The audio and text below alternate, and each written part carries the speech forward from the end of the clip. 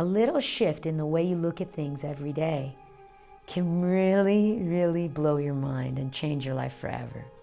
I've had those little things that I'll like, whether it's to remember to breathe, or it's, wait a minute, Michelle, you're not your thoughts. Why don't you separate? I know you're getting angry right now. Why don't you separate yourself from thinking and why you're angry? Breathe and have a look at what you're bringing importance to. Why is this so important to you, Michelle? Why?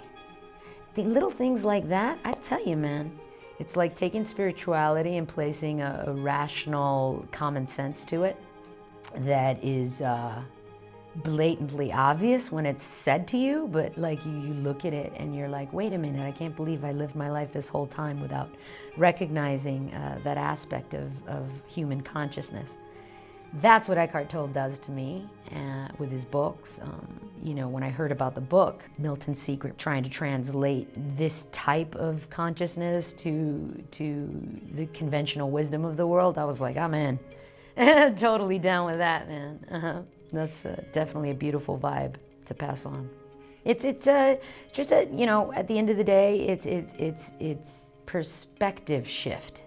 Sometimes, you can live your life almost like an Autobot in a way where, there are certain conventional things that, you're introduced to by society and certain ways of doing things that are just common because you see everybody else doing them and you're part of that, trend, and you feel like it's okay to live your life this way. And if you suffer this way, that it's okay to suffer this way. And, it's just beautiful to have somebody tap you on the shoulder and say, hey, what about looking at it this way, where you don't have to suffer and where you step outside of the way you've been doing things, see the circuit of it, and try not repeating it. And I was like, oh, wait a minute. I never thought of that. That's kind of a spectacular way to look at it. And, I'd be happy to share that in a story if I could, of any kind.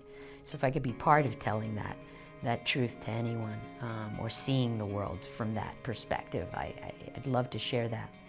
I actually listened to Eckhart's New Earth while I was shooting the movie, and I probably wouldn't have thought to read it or listen to the audiobook if I hadn't had the movie Milton's Secret brought to my attention.